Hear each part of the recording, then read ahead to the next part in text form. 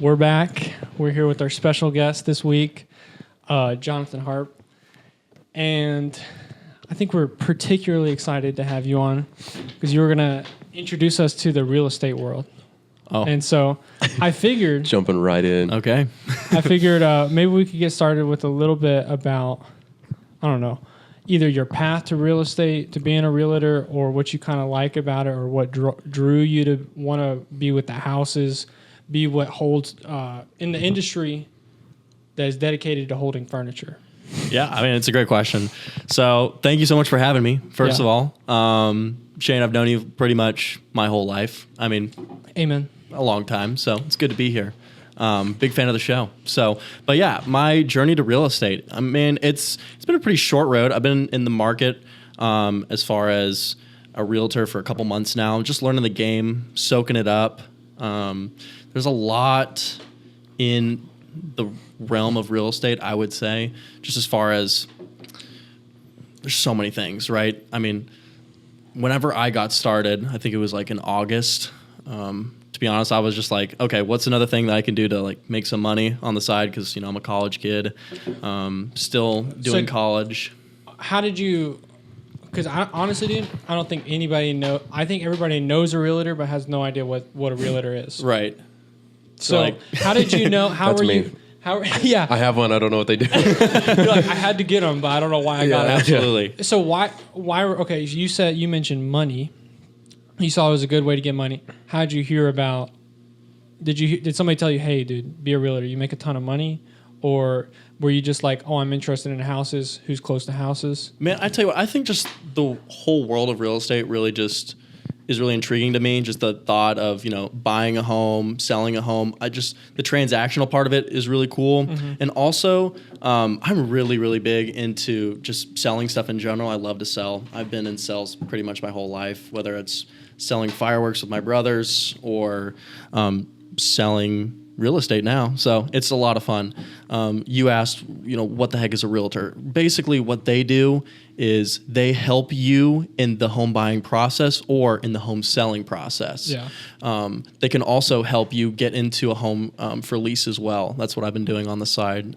Whenever people aren't ready to buy a home yet, but they want to rent a home, I can also help them find other homes in the area to buy. And what I also do is I run comps in the area as well. So let's say, like, you know, if we were to work together, right? Yeah. So what I would do is I would run comps. Let's say we're looking for a home in Frisco, right? Everyone's trying to move to Frisco.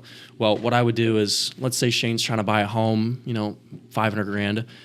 I would look at homes around that area. I would run comps, making sure you're getting a good price, making sure the home's not overpriced, because that's what we're seeing a lot in the market is homes are overpriced for sure. Yeah. And so What is comp? comps, comparable homes. So like that's how we judge whether a home is, you know, of good value, I would say. So let's say, you know, a 3-bedroom, 2-bathroom home, similar square footage is listed at, you know, I'll just throw out a random number like $500,000.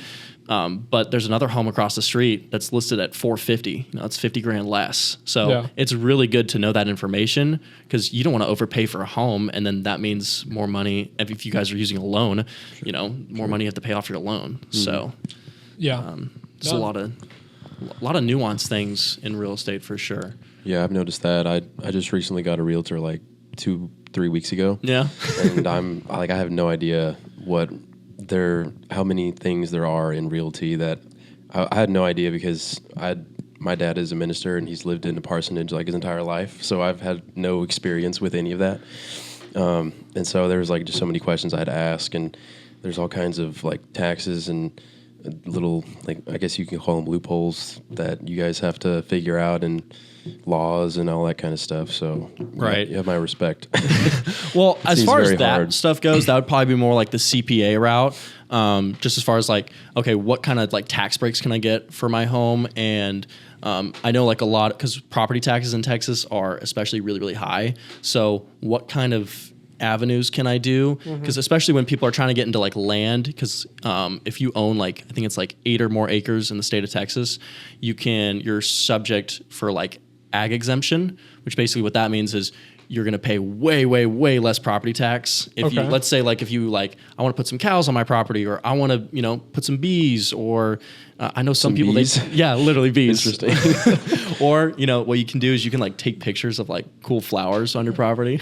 That's one way to get ag exemption. What? Yeah. What? Yeah. Wow. Yeah. All right. So I know you guys are in like photography. So one of the avenues to get away, if you guys were to like buy land and like, you know, you want to like buy a farm or something like that, one of the ways to get around that is, you know, you can take pictures. So pretty fun. Dude, I'll look into that. Imagine going to some like Crazy. some ranches or some farms and just murking every flower you see, Yeah. just making sure they don't get their exemption. do you have your exemption, sir?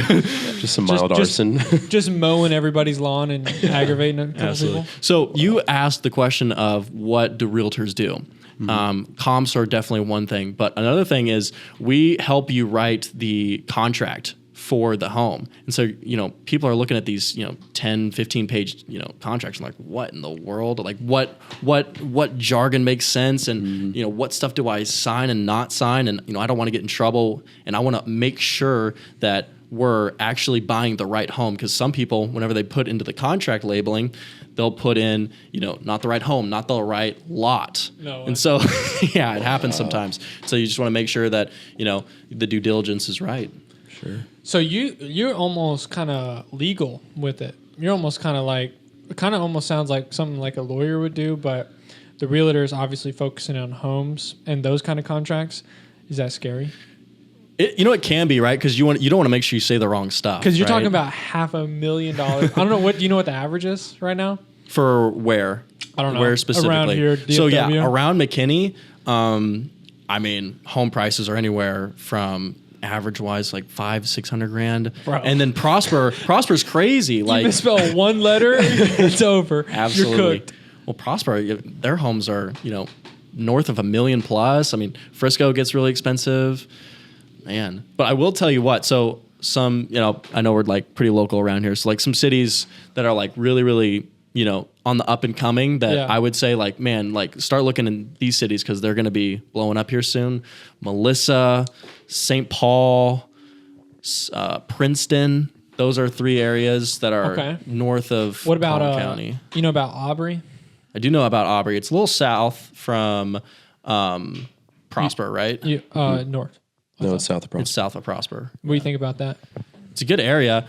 Don't really know too much about it. I would say my area is more so like the McKinney area, Allen, Wiley. But man, I definitely like. I mean, I travel all over the place. I go to Fort Worth to go for listings. So I think one thing you said that I don't think I even know about.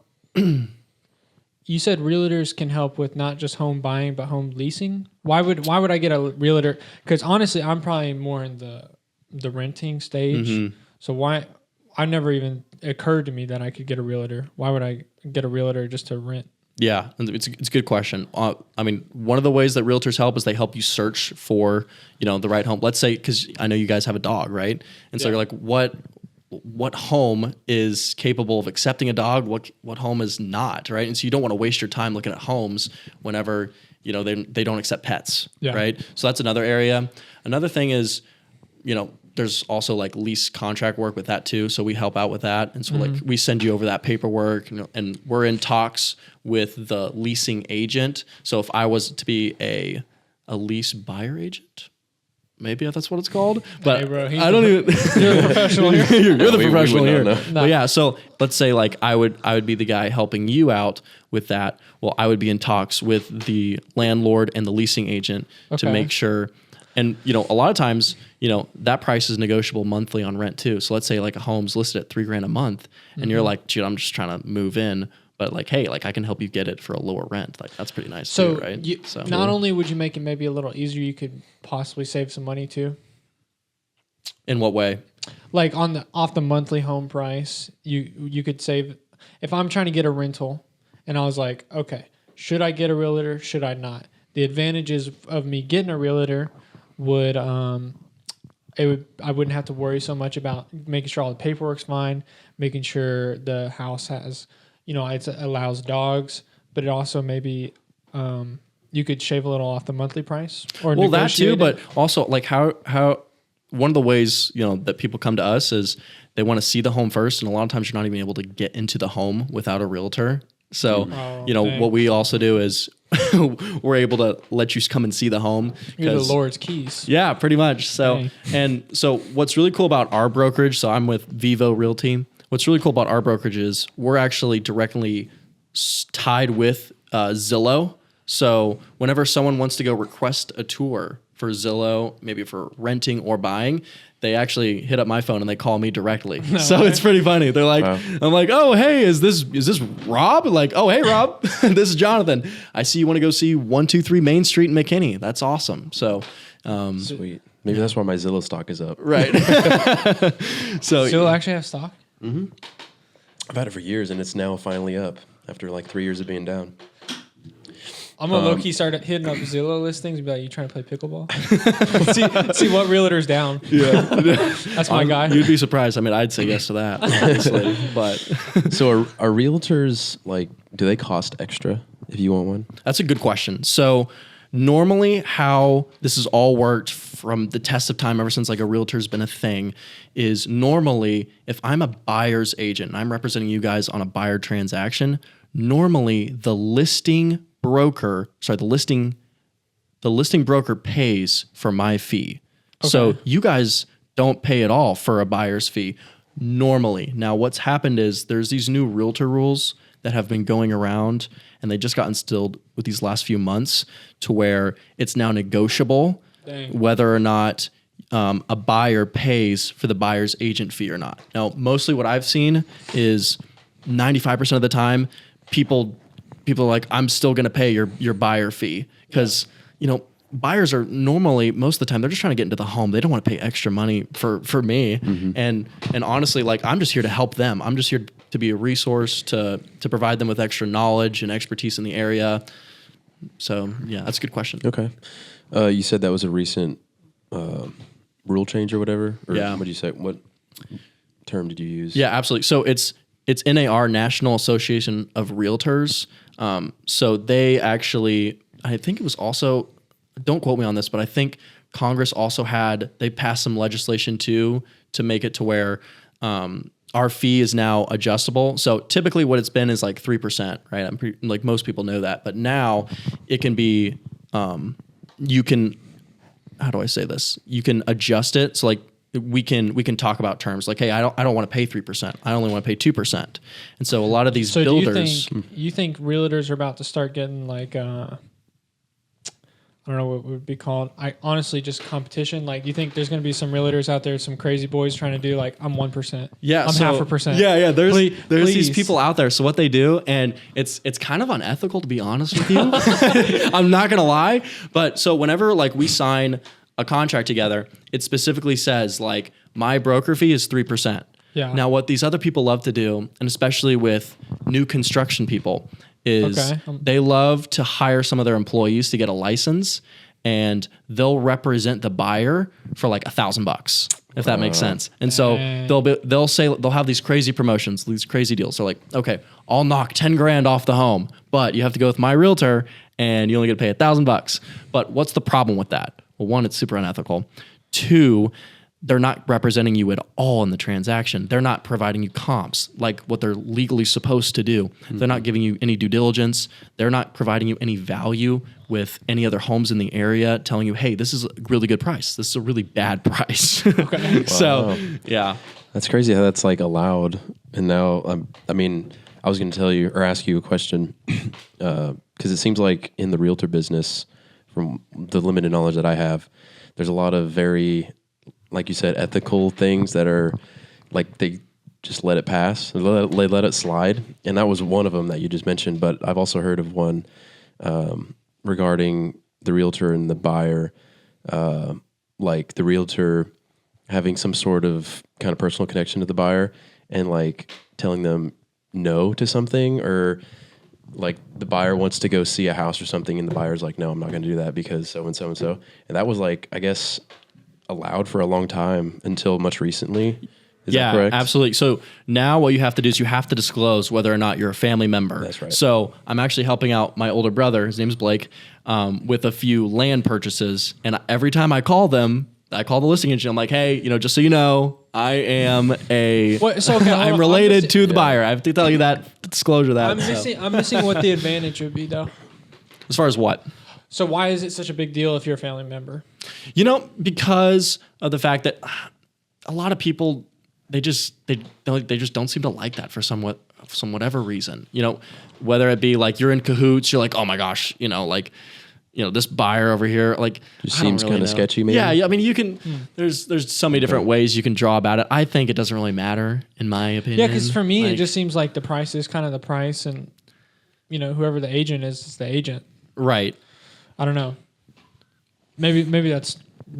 I think it's also to help protect the buyer as well. It's like, if you guys have some sort of falling out or something while you are still working together. Well, it also protects the seller and the listing agent because, like, most of the time they don't really want to talk to the buyer. They want to talk to the buyer's agent. And so if they find out that you're in talks, like, and you're directly related to them, they're like, whoa. I might as well be talking to the buyer, and that's just kind of weird, and I don't want to do that. If you're a realtor, can you buy your own house? Absolutely, you can.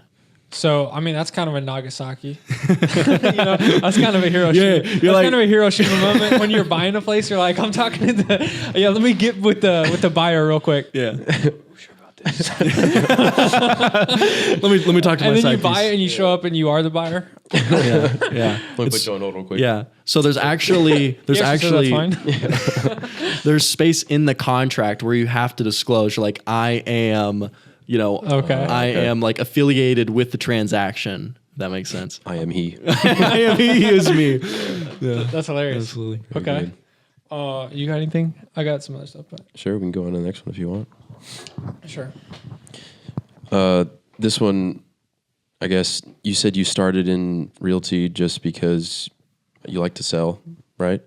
Did you have a kind of like a mentor to help you get into this business? Do you know somebody in it that helped you out, or that's a great question. So my good friend, her name is Kylie. We went to college together, and I saw her get into the business, and I was always thinking about getting my license. I kind of put it on hold for a little bit just because school was picking back up at the time, and I saw her get it, and I saw her getting some success, and I was like, man, that sounds like something that, I want to do too. Like, Yeah. I mean, it's a direct outbound sales business. So basically every day I'm not picking up the phone and calling people. I am not like pretty much generating any business whatsoever.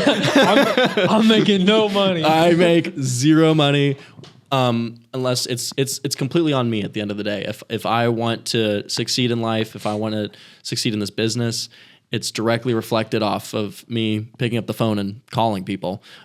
But you asked the question, what was it again? If you had any mentors to help you out. Absolutely, yeah. So I have a couple mentors. I have my two brokers. Her name is Bernice and David. They started the brokerage, and the way I found them was actually through Kylie. So she did this thing called Champions. It's basically where you get your license in person. I did mine online, but she went in person. And whenever you go in person and there's always these brokers that they're like, hey, like come and join my brokerage, and like this is all the things that we have to offer. And so she saw them, she liked them, and then that's how I got plugged in. Was I saw them, and a couple things that I really liked about Vivo, which is why I chose them over maybe like a Remax or a Keller Williams, like these big like box real brokerages, is because of the Zillow link. Like I get not referrals, but you know if they like pay for that or? Yeah, it's a great question. So obviously there's like a fee that comes with Zillow, but that's after like I close a transaction, if that makes sense. And it's super nice because as a new agent, I mean, outside of my sphere of influence, I mean, I don't really have a whole lot going on outside of direct outbound calling people, but Zillow is really, really huge for me because it allows me to get more business. Yeah. So you can only do so much doc. Direct outbound calling. Yeah. You can only doc so much. Yeah, you can only doc so much. That's actually one of the questions I had. So do they give you like the brokers you work for, do they give you like a call list or something? Or do you just like have to pick a random number? Normally, so they give me some old expired Zillow leads just because like they're like directly tied with Zillow. But I also use a dialer system. So whenever people... No, you don't. Yeah, 1, 2, 3? What? Like you literally just going down the Oh. line? So yeah, I have it plugged up on my computer, and so what I do is I'm the annoying realtor that calls you every time a home gets expired off of the expired listing section in the MLS. Now you're probably asking like, what the heck is an expired listing? That's basically whenever the contract expires and the home did not sell.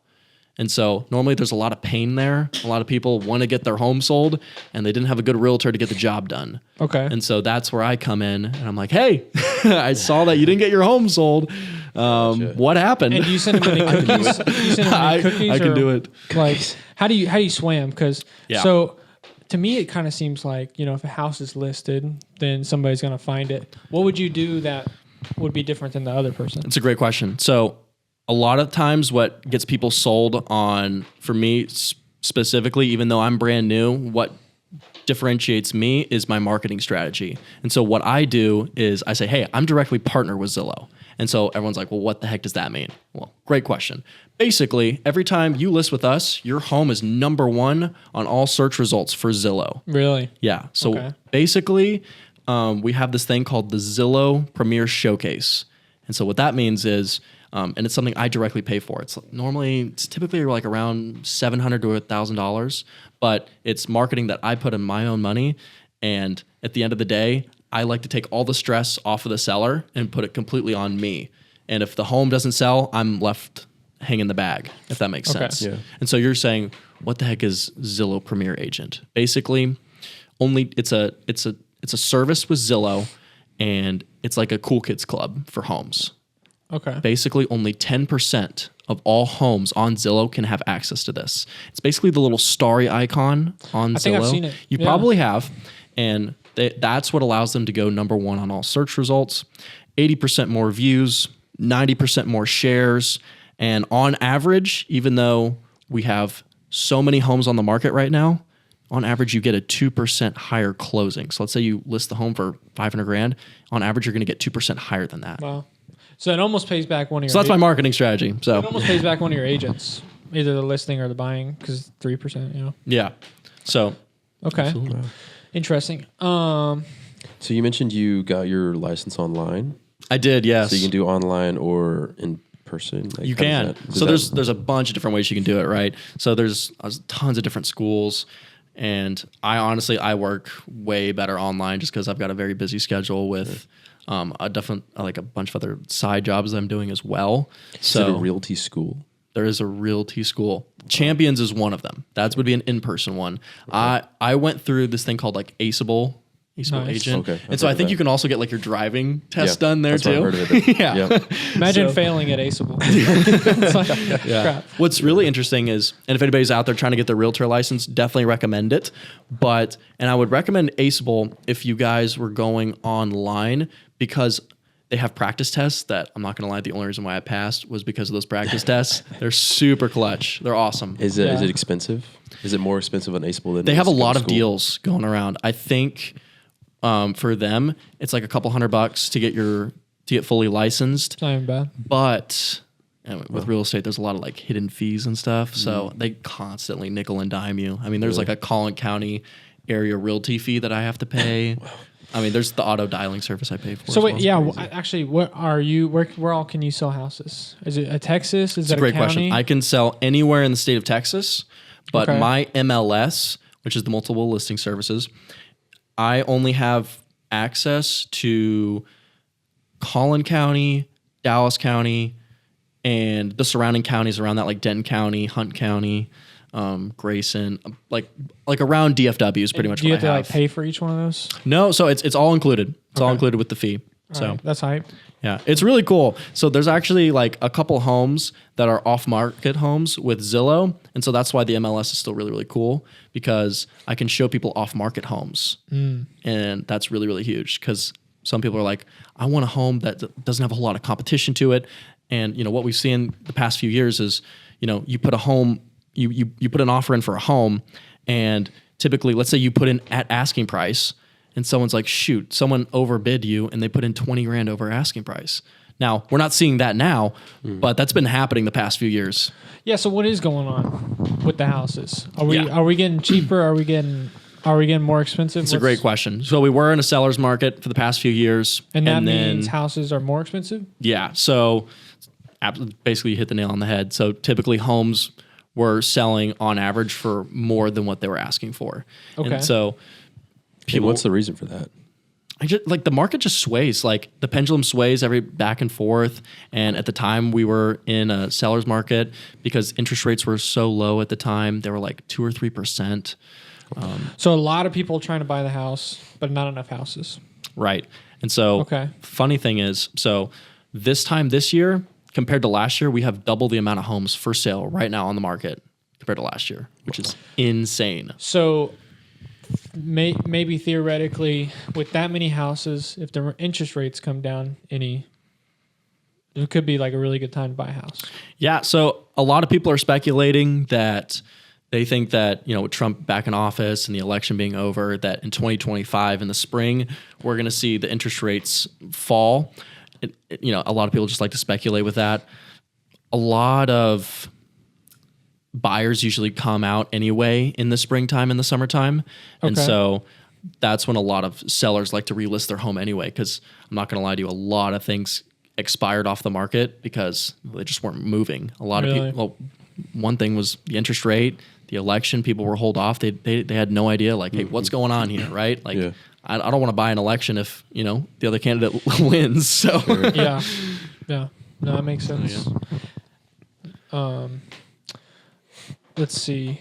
The other thing I wanted to ask you about, I guess maybe if you could put yourself in kind of the buyer's shoes, if you could imagine you're somebody trying to buy a house, what do you think kind of makes you ready to buy a house? Or like how do you move from, let's say, renting to you're ready to buy a house? Absolutely. It's a great question.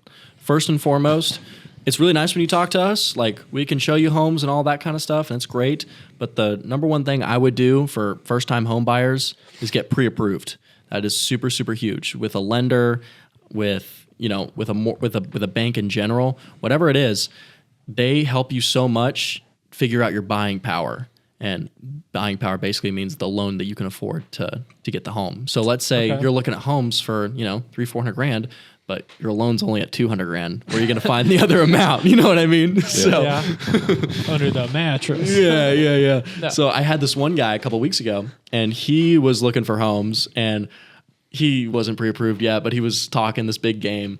And he was like, "Oh, I'm gonna look for homes in Frisco for like $600,000." And I'm like, "Okay, sweet." So we were looking at homes. I think we showed him like 10 or 15 homes. Yeah. This is why I say get Locks were pre-approved getting first. scared, boy. Honestly, right hand up for accountability. I should have asked him what he did for work. 'Cause I was like, "Okay, he's talking a big game here. All right, Yeah. this is probably a big buyer. All right. Let's be nice. Let's be nice to him." And then Zillow comes back to me. He's like, "Yeah, he's approved for $200,000." Ooh. Where did he work? Reality check for that guy. He didn't tell me. He was like, "Man, I tell you what." So Zillow said I was only quoted for $200,000. I was like, "Okay, so how much do you make?" He goes, "I'm almost at $49,000." No way, dude. Dude, come on. Huge reality check for that guy. Okay. Let's get personal. All right. Josh is maybe thinking about Hey buying now. a house. Whoa. Hold on. Speaking for me right now? No, I'm just. Josh. What were you going to say? Josh is theoretically. He's in the hypothetically thinking about buying a house. Cool. Should he? Absolutely right now, because it is a buyer's market 1,000%. Now, this Okay, is what I would so- say. This is what I would say. Because of the fact, I know interest rates suck right now. They're high. Okay. But you marry the house, you date the interest rate. What I mean by that is go find your house now, get pre-approved by a lender, find a home that you like now. There's plenty of really, really nice new builds, specifically in Princeton, that are around the 200 area. And obviously they go way up from there. But there's really, really nice first-time home buyer homes in that area, and especially like around here and in central Dallas. I would get pre-approved by them, and I would get in, started that home buying process, and yeah. You said there's new homes around here? This is Frisco, right? We're in the Frisco area? Colony. Not so much really in the colony, it's as far as what everywhere. I know, but I mean, I know Princeton's kind of a drive, but there's some in central Dallas as well, because they had like this little development there. that was subsidized by the city of Dallas, Okay. which is really Yeah, my weird. brother's just moved, or I say just moved, like a year ago to Princeton, a new home. Yeah. Over there. It's nice for a new home. There's a couple of really, really nice ones. And in McKinney and Melissa as well, there's some that start in like the low threes. So Yeah. really, really cool there. Very nice. And a lot of people are like, "Oh, I want new builds. I don't want to get into anything old." And fair enough, right? It's whatever you want to do. But I know like some people, they're like, "Oh, I'm gonna get into an older home and I want to fix it up and I want to, maybe in 5 or 10 years time, like I'll relist it." Right? That's one way to put equity back in your home. So Okay. So he should buy a house, and that's not just because you're a realtor. You're telling he should buy a house for sure because it's a good time. So who's benefiting the most in this market right now? I think investors are. And here's why. Well, because the interest rate's really high, so it's keeping all the rest of the buyers on the bench right now, right? Okay. But the people that have the money right now, I mean, you can literally just throw money at a home and you can just do it multiple times. And let's say like I'll just offer like 90% asking price and I'll just throw it at like 3 or 4 different homes, maybe one takes it, Okay, I see. And if you're an investor, you can just rent it out to another person and then you're just cash flowing. Kind of low ball a little. Right. Is there any like realtor ethics? Like, let's say you do have a buyer that's kind of doing that stuff. Does that make you or the lister kind of annoyed that somebody's doing that? Yeah, I mean, you do kind of piss people off whenever you do that. I'm not going to lie to you. Well, it just kind of depends on how low you're going. So like the Dave Ramseys of the world, whenever they're paying full cash for their homes, they'll just throw like 70%, 80% asking Really? price, and they'll do it at like 100 different homes. And 95% of the time, they're literally like, "Kick rocks, get out of here," right? Don't waste my time. And then there's a few people that are super desperate to get out of their home, whether it's maybe a divorce or maybe somebody, died in the family, and they need to get out of that home fast because that mortgage is killer, right? And so they're like, "Hey, I'll take 80% asking price. Get me out of this home." So Capitalize on tragedy. Prey on the weak ones. Okay. All right. So, do you? Well, yeah, I am looking for a home currently. Hypothetical. And I've always heard that, there's never a wrong time to buy a home. Is that kind of true? man, Because, I mean, paying rent sucks. You can be honest. it's a really good time to rent right now, and it's a really good time to buy your first home right now. It's also a good time to. This is what a good sucks. time to live. This is what sucks. This is what sucks right now, is for people trying to list their homes right now because there's so much on the market. Like I was saying. Okay. And Trying to so sell, not good right now. it sucks. Quite frankly, it's not great. Just because you're competing with so many other people. Like last year around this time, you maybe had 2 or 3 other homes in your neighborhood. You're like, okay, let's try and match them. Let's try to be the premier home on the market so people come to us first. Now, instead of 3, you probably have like 6. And you're like, shoot, dude, my goodness. Okay. What do you do? Well, If you're trying to get out of if a you're house, trying to what get do you out of the do? home, you price it, accordingly, according to what the market is saying. So let's say you're a 3-bedroom, 2-bath, and the market's saying $350, but Sally across the street's at $340. Well, what do you think the buyers are saying? If it's a comparable property, the buyers are going to go Sally down the street. So my suggestion would be either at right where they're at and just market it. If you were to do it with me, I would just put you on the Zillow showcase and we'd put you number 1 on search results, so people will see you first before they see Sally. Okay. I'm So- excited. You're like, okay, sweet, awesome. Okay. I don't have a house, but I'll sell it. Okay. You got anything? Yeah. No, I saw this is another really good question. Kind of like, what would you say the benefits of owning are, like compared to renting? Yeah. So one of the benefits to owning is obviously you're putting equity into the home, which means appreciation over time. So that's really nice. It's another asset that you get to have. And what's really nice, so I love to tell this story. So my dad, he bought a home in Allen, like 25 years ago or something like that. And he bought the lot and the land. I think it was all in like 150, 200 grand. And then whenever we sold the home a couple of years ago, it was like, I think we sold it for like 390, 400. So like, Not bad. it appreciates over time, right? I don't think it's as good as the stock market, but I think it's right up there, depending on what you do. Okay. You know what I mean?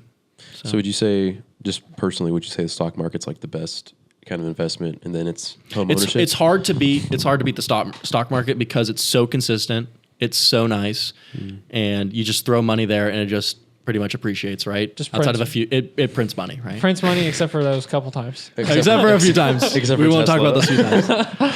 Okay. Except for Tesla 3 years ago. So I don't know. Do you want to talk about? It's a safe investment. It's Do you very, want to very talk safe. about any of the kind of investments that you are thinking about your personally? Yeah, absolutely. So Because I don't think a lot of people know about that, to be Yeah. honest. personally, the stuff that I'm thinking about is me and my brother within the calendar year, we're going to So buy. 20 days? Sorry, within a year. Okay. I was like, Right hand up for accountability. I got to be honest. within a year, hopefully, the plan is for me and my little brother to go 50-50 on some land, maybe in Sherman, whatever deal makes the most sense, and then Okay. we're gonna build a quadplex on it. And what we're gonna do is we're gonna live in one of the units, and we're gonna rent out the other 3. So basically, we're gonna have 3 tenants paying our mortgage, and obviously we got to screen them. We got to make sure they're gonna pay right, because that's a big thing with tenants. Yeah. You gotta pay your rent or you're getting out of here. But Yeah. Wow, a quadplex. I'd never heard of one of those before. quadplex, yeah, I've never heard of So it. here's what's really nice: is it is still considered residential. So Is that whenever the cutoff? 4? Yeah, so 4 is Okay. the cutoff. Once you go to 5 units and above, that's considered commercial, and that's a whole different ballgame. That's like above my pay grade. That's like different realtors like to, how do I say this? Kind of do different, different types of work. Yeah, You know, they niche residential, down. They niche commercial. down to their specific type of area, what they like to do. I'm just purely residential. And if I could pick, I'd love to be a listing agent. Like I just want buyers coming my way, and the hassle. It's nice, right? You get to show people homes, but the hassle of driving around is not the greatest, right? Showing people Yeah. homes. I would rather be where people come to my home and preview that, because I think it's better. I think you save a lot more time, and Yeah, you get to pick out the baguettes for the open home, right, or whatever kind of accoutrements you might have. yeah. So for that quadplex, do you have to let, like I said, you said you're building it, right? Yeah, the plan is to build it, Okay. because typically it's a lot. You get a better return on your investment. One, you're able to get. It's really nice, since I'm super blessed because I know a builder personally that is willing to give me a few discounts on a few things here and there. So it's kind of nice whenever you know a builder. But even if you were to just find a builder randomly, it's typically better as far as you get more money out of it whenever you buy land and build on it, Okay. in return, or comparing to just building a brand new home or buying a brand new home. So Okay. So theoretically, if I was to buy a home with 3 beds, and I wanted to rent those 2 bedrooms out to people, do I have to let my realtor know beforehand, or do I kind of just do that myself? No, I don't think you do. I mean, and what a nice selling point is, and what I like to tell people is, whenever they're investors, or whenever they are they have a son that's in college and they want to rent out the other doors to their other roommates. I mean, that's a talking point. They're like, hey, there's you could totally do that. You know what I mean? That's a good home. I don't know, there's a good home in Frisco that I did an open house for, and that's what we were talking about to some of the investors. We're like, hey, so we have 3 bedrooms here, and this is a good area. SMU's right across the corner, not too Yeah. far away. You can be like, hey, just, rent them out to all the college kids. So Okay. I didn't know if you had to tell anybody. I don't think you do. Okay. No, I mean, it's your personal space. I mean, it depends on where you get your tenants. You might have to. It's kind of weird. I mean, you could post it on Craigslist or something Yeah. like that. Or, Yeah, I've I seen, mean, I'm looking for a couple of pillow gremlins. that wouldn't be something you would post on Zillow or the MLS. yeah. Just because it's kind of under the table almost, right? I'm Yeah. sure there's apps for it and Right. stuff. I mean, I've obviously seen you could Facebook Marketplace ads for them. you could make a contract for anything, right? Yeah. Oh yeah. Definitely. So I've seen a lot of dudes doing 1 bed, 1 baño on Facebook Marketplace. Looking for a tenant? yeah. Looking for a T, 1 bed, 1 baño. And I was like, okay. crazy. Where do I sign? So you're thinking about building a quadplex.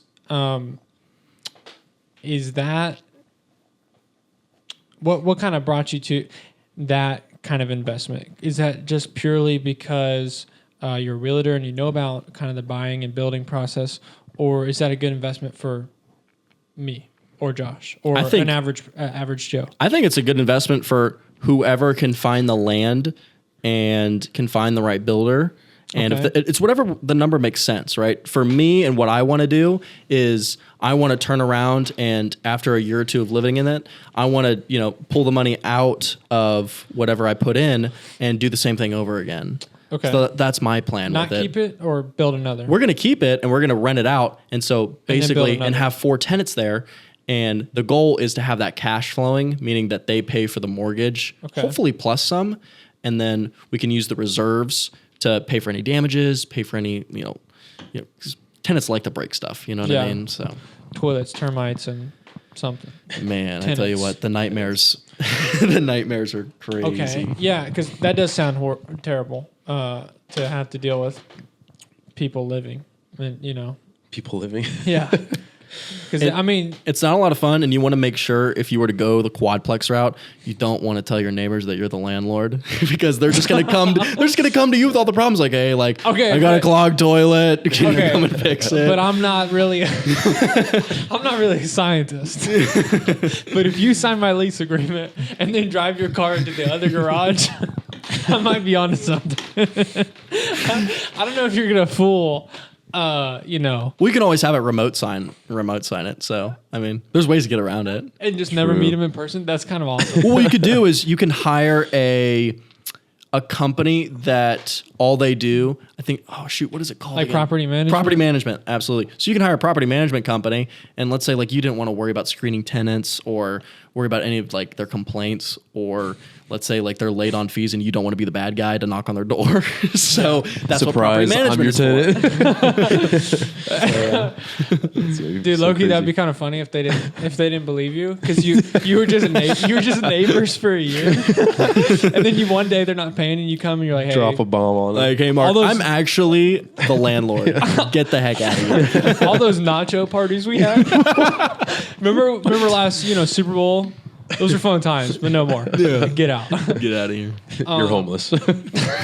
Just handing somebody your homeless card would be awesome, That's crazy. but also not.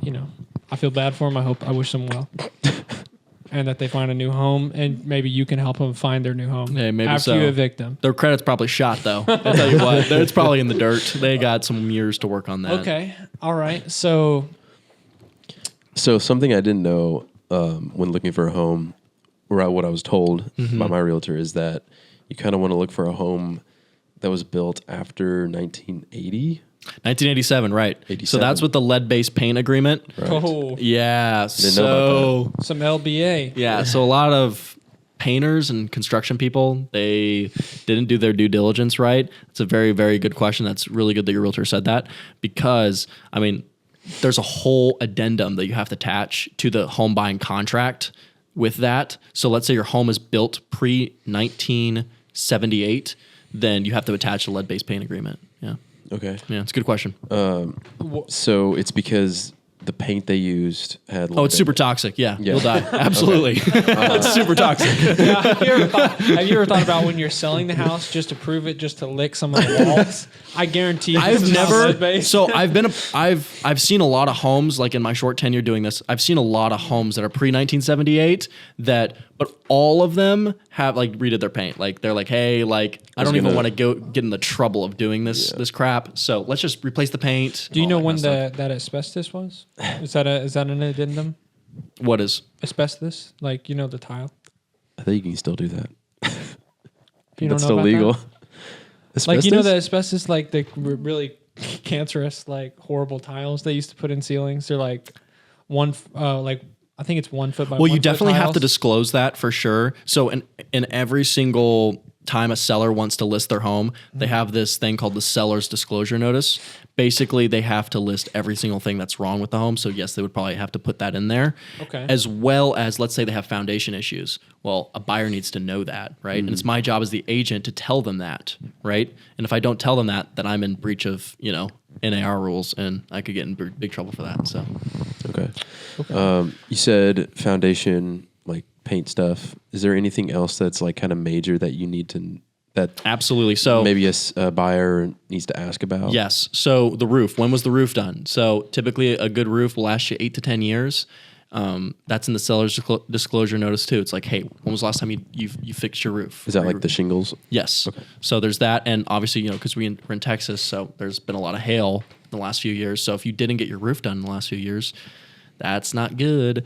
And everything's negotiable. You can always tell the seller, like, hey, you haven't done your roof in 5 or 6 years. I want that done, or else you can write that in the contract. Yeah. So the roof, foundation, HVAC, plumbing, electrical, like this. These are things that, and a good question I forgot to tell you about earlier, because you were like, what the heck does a realtor do? He helps you tell everything that's wrong with the home. Like, hey, there is some major plumbing issues. Like pre-1978, we had brass pipes, or I think it was brass. Yeah, or copper pipes, and so they would just break or freeze. I've also heard of cast iron. Yes, I think that's what it is. Cast iron. But yeah, and we moved to PVC, I think, and it's just more industrial, better for you. Yeah, because one of the things that I noticed whenever I sold cars, I sold new cars, and everybody has a picture of a car salesman in their mind, and it's the worst thing ever. It's a goblin. It's a horrible person. And while that might be true in some circumstances, really a buyer's agent, a car salesman, a realtor, one of the really important things is that person has sold more cars or sold more homes than you will ever own in your life. The amount of homes people buy in their life, what, 4? 3 or 4 maybe. 3 or 4 homes? It's the biggest purchase a person will ever make. It's the biggest purchase you'll ever make, and you do it 3 or 4 times. And so having a realtor that's done it 100 times is just a non-negotiable. Right. So do you think that, because I think, is there a thing is not doing a realtor? Yeah, you can absolutely buy a home without a realtor, 1,000%.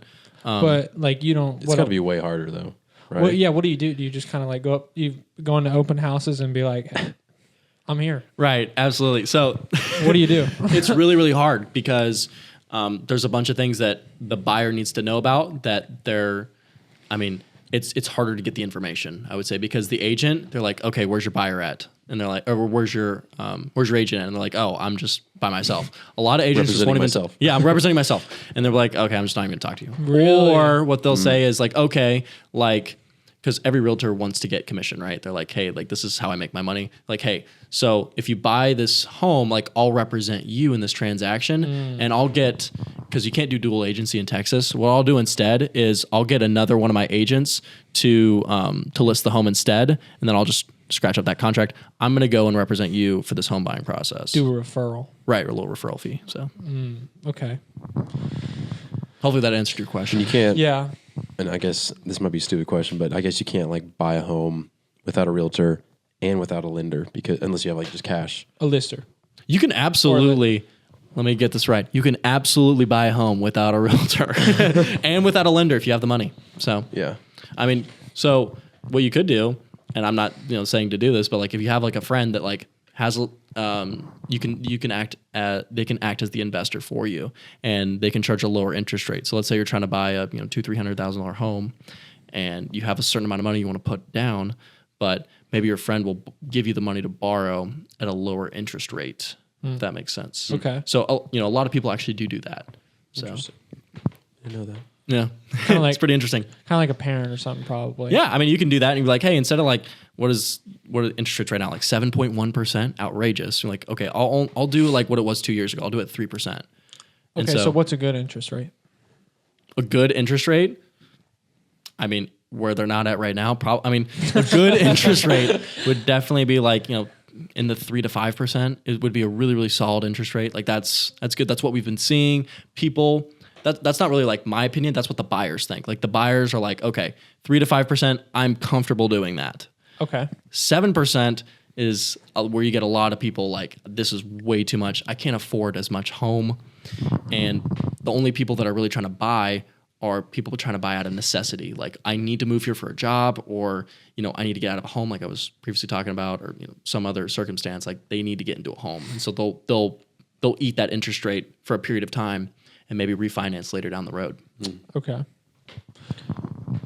Going back, I just had to write this question down because you mentioned earlier about the realtor. It's kind of your job to go to these homes and see kind of what's wrong with it, and in case the person hasn't written this down, like that you said they have to write down what's wrong with the home, right? I thought that's what home inspectors do. Is that not the same thing? Right. So what you want to do is you want to make sure you get it right. And so whenever I actually have a condo going up for sale here in the next few weeks, I'm having my seller write their seller's disclosure note at the best of like humanly possible. Because let's say someone wants to go and buy this condo. Well, an inspector is going to come out, and it's for every single home purchase in Texas, they're required to do an inspection. And so you want to make sure you get that inspection right, because let's say they didn't know about a leaky faucet, but the inspector says that is like your pipes are leaking bad. And, that gives them clause to terminate that contract, if that makes sense. So, and that's why you need a good realtor that will tell you that, or that can, spot these things, if that makes sense. So the realtor will get a hold of the home inspector? So what would happen is the inspector, whenever he does his inspection, he's going to tell you that. But who gets the inspector? Yeah, how does that? It's typically the buyer, I believe. So whenever you're under contract, the buyer usually pays for the inspector to come out, make sure the inspection is good. It honestly just depends on the home, but I mean, it's typically, a couple $100, right? And so, funny story. So a lot of these inspectors that come out, what they do is, they test, make sure your roof, they go on the roof and they make sure your roof is good. They make sure your plumbing is good. They test the vents with the AC, make sure that's all good. Then they just all around just check, like, make sure there's no like cracks, make sure there's good foundation. There's a lot of things. I'm not like an inspector, so there's definitely another thing like above my pay grade, but they make sure that your home is good and then there's no flaws. And if there is flaws, they tell you about them. So, okay. We're running up on the end of the pod, but cool. I had a random question, and to kind of end this on a fun note, is there any like crazy, fun, random, like odd homes that are around here that you've seen that are like for sale or have been for sale, like a castle or something crazy looking that you know of? Man, that's a half home. That's a good question. Like Gru from Despicable Me, like any of those kind Do of any homes? homes come with people? Oh, okay. So, two funny stories for you. So one, I was showing a home to someone in the neighborhood of Garland, and the home was absolutely run down. Like there, like you could see, like sounds like Garland. You could see like the dirt, like coming from like you could step, and there's like just like dirt on the ground. The home? Yeah, in the home, like how do I say this? Like it's a shack. Yeah, it literally was a shack. It was an actual shack in Garland, and I'm like, just bulldoze this thing, just replace it with a newer home, like get it out of here. Like the people were the buyers were like, I want to try and renovate it. I'm like, dude, there's no renovating this. You gotta get it out of here. There's no renovating this. Hey, don't crush their dreams. Yeah. What if they like the dirt? So there's been a sandcastle in Garland. Yeah, there's pretty much that thing needs to get bulldozed. And then some people pay good money to put a creek through their home. Yeah. You're halfway there. You're halfway there. You're halfway there. Built-in koi pond. Yeah. So another story was typically whenever I have a buyer and it's me trying to go see a home, we don't want the seller there. You know what I mean? It's like it's kind of common knowledge to like, can you leave, please? And typically they do. It's like they should, like, and their seller their listing agent needs to tell them that. Yeah. But one time I was showing a condo in Dallas. Pause right there, because condos in Dallas are not typically very nice. Pause right there. Pause. Well, there was a tornado that came in last year, and it just decimated half the area. Like half the condos were just shacks anyway. But we climbed like 30 or 40 stairs to get to this condo. Oh my god! And first pause was there was no like a super key, and that's what realtors use to unlock the door and get people in the home. There's no super key. I was like, what the heck? Yeah. So I like knocked on the door. I was like, hello, anybody home? But like, I didn't think there was anybody home. I was just trying to tell my buyers that were right behind me. I'm like, oh, okay, next property, right? Because I didn't want to be here. Like, it's Dallas. Like, Yeah. it's super. There's a lot of crime there. So, Sure. Yeah. but there was like this Indian guy, thick accent, and he was like, "Hello, are you coming to see property?" I'm like, "Frick! I did not want to see this. I did not want to see this." Did he show you around? He is Yeah, he super did. cute. Did he give you a little water? Or He anything? did. He tried to. Because didn't- I didn't. I don't think I like that. I don't think the seller should leave, because if you're gonna buy,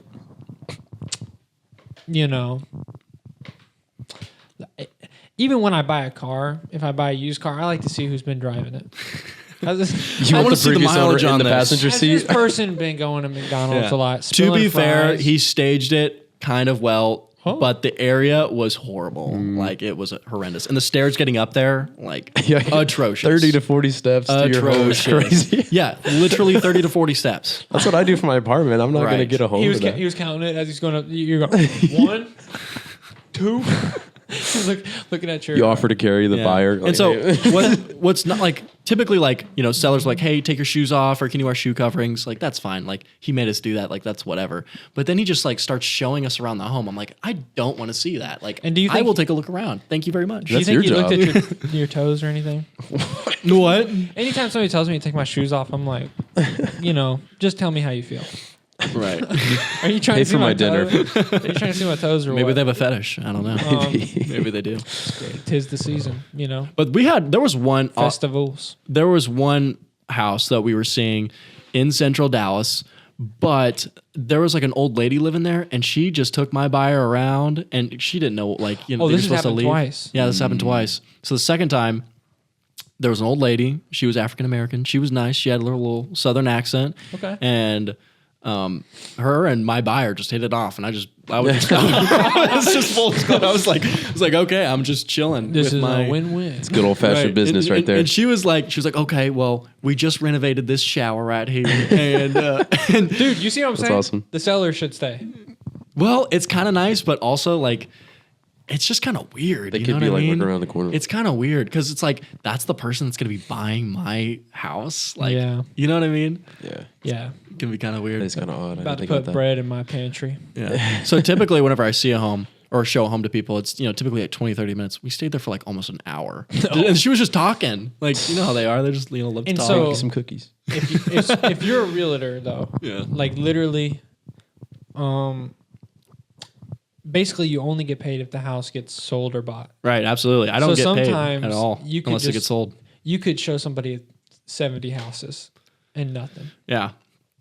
You're 100% right. And so back to your previous thing when you were talking about these realtors that only charge 1%. I'm like, how do you live? Because and you factor in gas, you factor in just showing all the homes in general, and then Yeah. your time. You're spending a lot of time going out, traveling 30 minutes, an hour, maybe tops.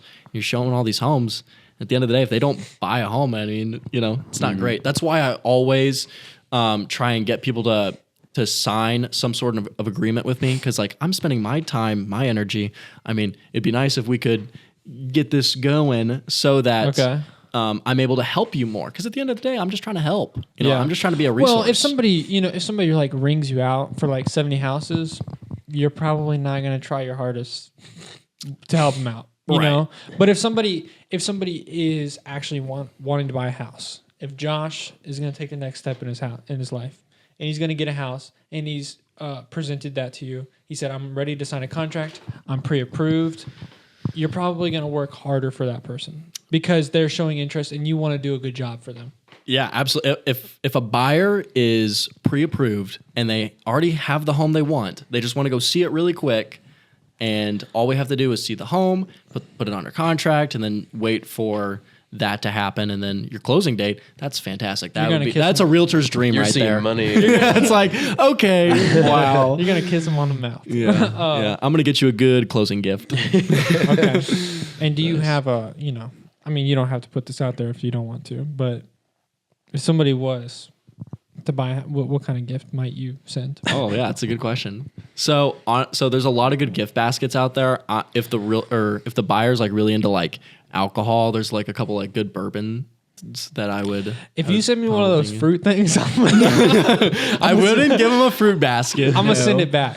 I'm just gonna say that. I don't want this anymore, thank you. Oh, so that's common practice is for a realtor to give a gift. Yeah, I mean, I did it's typically kind of I nice. thought you were joking. No, absolutely not. No, Okay. no. Okay. No. I want a house now. I want that gift basket. Yeah. That's funny. I don't know. I think it's fun to be a realtor and kind of,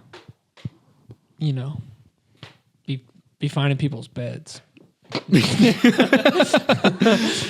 is where you're gonna sleep and maybe die for the next 20 years. Right. That's kind of Right. So I don't know if I would quit my job to Got do it. lead in your but- paint, but But at the end of the day, and if anybody wants to become a realtor, absolutely you should try and do it. But just full disclosure, there's a lot of realtors that exit this business. So, I think it's like on average within like the first 3 or 4 years, like I think it's like upwards of like 80% of all realtors leave the business. And it's because they don't have the right mentor, they don't have the right leadership around them and the right people around them to guide them along. Because for the most part, you're kind of on your own. You're an independent seems- contractor. as an outsider, it seems kind of easy to get in. Yes. But it's like kind of hard to stay consistent. Absolutely. And so one of the ways that you stay is by direct outbound prospecting and Stop. call people. You got to call people. Absolutely. You got to follow up, lead, follow up. And so that's what I'm doing. I know like people hate it. Like, Holly, my realtor just texted me for like the 5th time. Well, my goodness, if they don't text you, you're going to go with somebody else and they're not going to remember you. At least they remember you. Yeah. That's their goal. That's their job. And you could send nice messages too.